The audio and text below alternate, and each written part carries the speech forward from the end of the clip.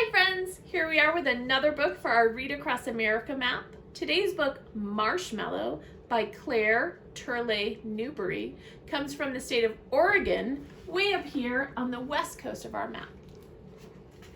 Oliver was a cat of middle age, gray with tabby markings. He was a bachelor without wife or kittens and lived in an apartment in Manhattan. A housekeeper, Miss Tilly, who had been with him since kittenhood, looked after the place and prepared his meals.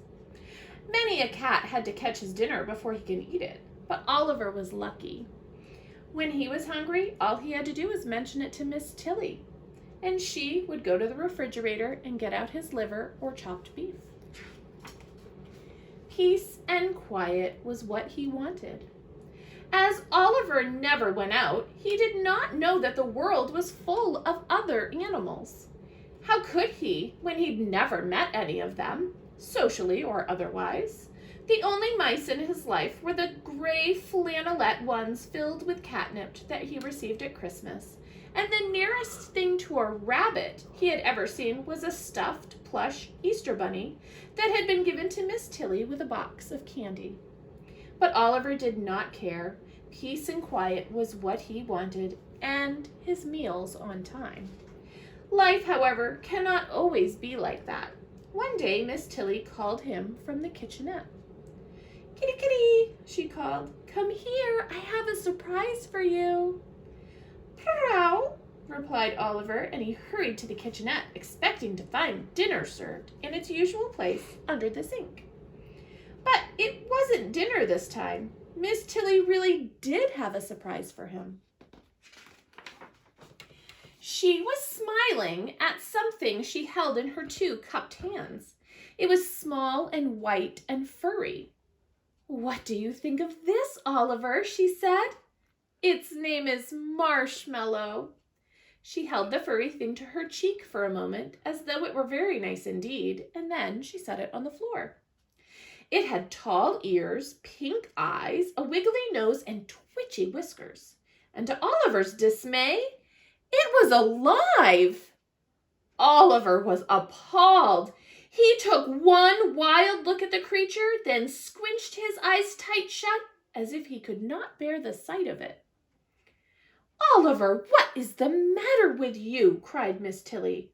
"Don't tell me you're afraid of a little tiny baby bunny."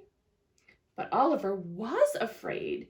He was too frightened even to run away, but he crouched in a corner of the kitchenette, opening and closing his eyes, as if it actually hurt them to look at the rabbit. As for Marshmallow, he paid no attention to anybody. He was a very unhappy little bunny. All he wanted was to be home again with his nice, warm, furry mother. If he had been a kitten, he would have mewed. If he had been a puppy, he would have howled. And if he had been a baby, he would have cried his eyes out. But being a bunny, he just sat still and felt sad.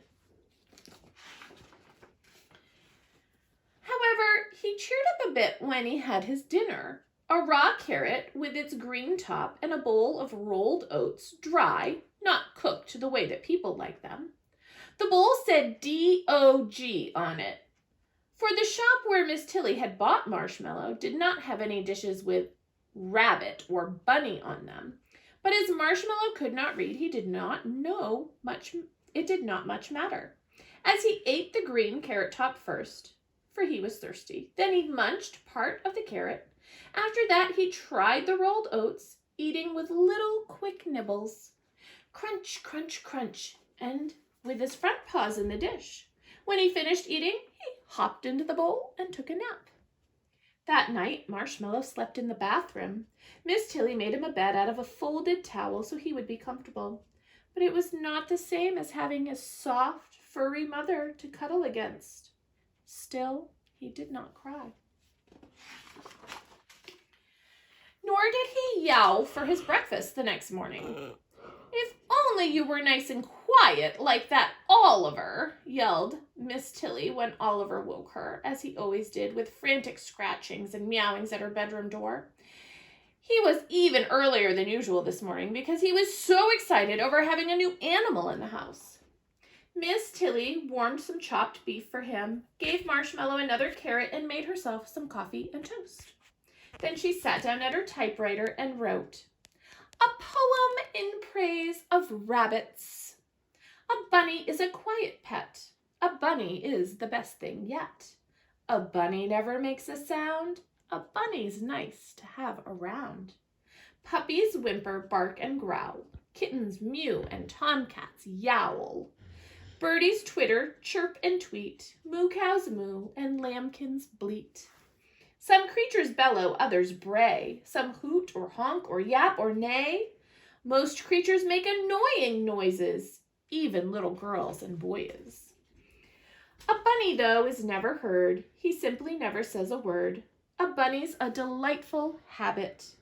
No home's complete without a rabbit." That morning, Oliver felt much braver. He hardly squinched his eyes at all when he looked at the bunny. No, and by afternoon he was watching Marshmallow, with an expression that would have frozen the blood of an older and wiser rabbit. Marshmallow, however, was a very young rabbit, so young that he scarcely noticed what went on around him. He was like a tiny new baby that cannot yet focus its eyes. He ate when he was hungry, and the rest of the time he slept, with his paws tucked under him to keep them warm. He certainly didn't act very dangerous, and presently Oliver grew bolder. He began creeping toward the sleeping bunny, his eyes glaring wickedly. But just as he lashed his tail and got ready to spring, Miss Tilly cried, "Oliver! Don't you dare hurt that bunny!" Oliver sat up, blinking innocently, as if to say, "Why, Miss Tilly, what an idea! I would never dream of such a thing." "This isn't going to work out," she told herself sadly. "Cats have always hunted rabbits, and I suppose they always will." She put Oliver in the other room, and after that she did not let him come near Marshmallow.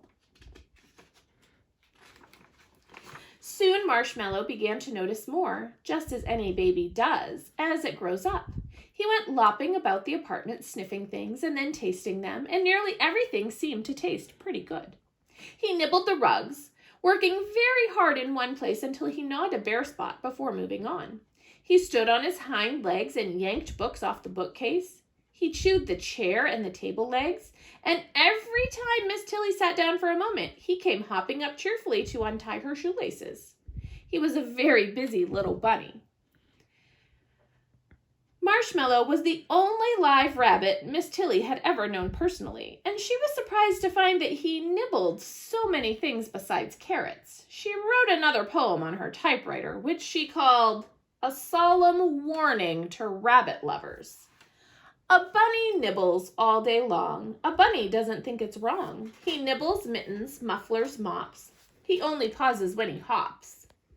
He nibbles curtains, lamp cords, shoes. He only stops to take a snooze. Sofa pillows, ribbons, rugs. He takes a mouthful, then he tugs.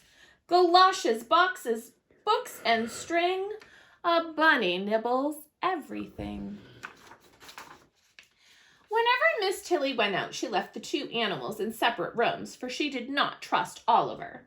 One afternoon, she stayed out later than usual, and when Oliver woke from his nap, there was no dinner waiting for him under the sink. He thought he'd better remind her about it, so he trotted to the door of the other room and said, "Prowl!" There was no answer, but he could hear odd sounds in the next room, small scuffling noises that caused his eyes to widen and his ears to point suddenly forward. The sounds were made by Marshmallow's little feet as he went lippity-lippity around the room, skidding every now and then on the hardwood floor. Marshmallow was feeling gay. He'd eaten all the carrot he wanted and quite a lot of new magazine that Miss Tilly had carelessly left on the floor when she went out, and he discovered her old plush Easter bunny on the sofa, and he had thoroughly nibbled its whiskers. Now he was just frolicking about the room, skidding merrily on the smooth floor and kicking up his heels in sheer joy of being alive. On the other side of the door, Oliver was listening, sniffling and listening, and his eyes grew bigger and bigger. "Prowl!" he said again, and he scratched impatiently at the door. When this did no good, he stood up on his hind legs and patted the doorknob. Finally, he reached up with both forepaws, and with one on each side of the knob, he worked it this way and that. At last, there was a small click, and the door swung ajar. Oliver padded silently into the room, and there was the rabbit skipping about as if he hadn't a care in the world. He didn't see Oliver come in. He went on playing a game he had just that moment invented. He would dash several feet in one direction, stop suddenly, and spring into the air. Then he would turn, dash back to his starting point, and jump again, back and forth, back and forth. It was a very gay and pretty sight. Oliver watched it with great interest. Each time he saw the little rabbit whisk by him, he lashed his tail and got ready to spring. Oliver watched it with great interest. Each time the little rabbit whisked by him, he lashed his tail and got ready to spring, but somehow he couldn't quite make his mind to do it. Perhaps he remembered that Miss Tilly had told him not to hurt the bunny, or perhaps he was still just a little bit afraid. Suddenly, Marshmallow sat up tall and stared at the cat, his soft nose twitching rapidly. He looked most inquisitive, but not the least bit alarmed. What was this great striped animal, he wondered? Could it possibly be his mother in a new fur coat? And while Oliver hesitated, trying to make up his mind to pounce, all at once Marshmallow scampered joyfully up to him and kissed him on the nose. Oliver flinched and drew back, aghast. Then curiosity overcame his fear, and he sniffed the bunny eagerly. Marshmallow shut his eyes and snuggled close, blissfully happy to have found another furry animal. If this were not his mother, it must at least be a very near relation.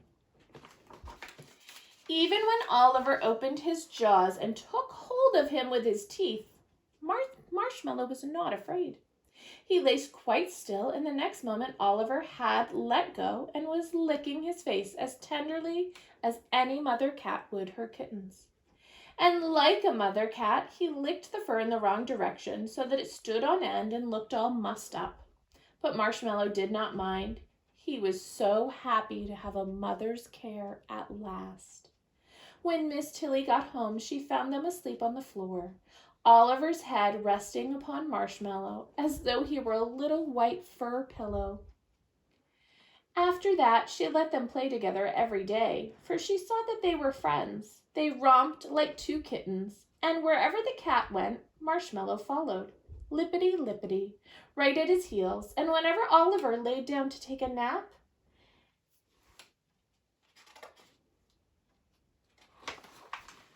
the bunny cuddled up to him as close as he could get. He could scarcely have loved Oliver more if he had been his real mother. Oliver forgot that he ever thought of Marshmallow as a strange animal to be pounced upon. He adopted the little bunny and brought him up as his own kitten, often scrubbing him so thoroughly that his fur stood on end for hours.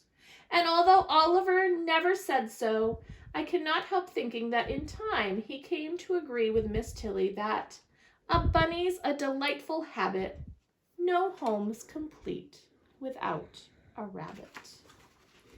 Brighten your home with a bunny. He's fat, he's frisky, he's funny.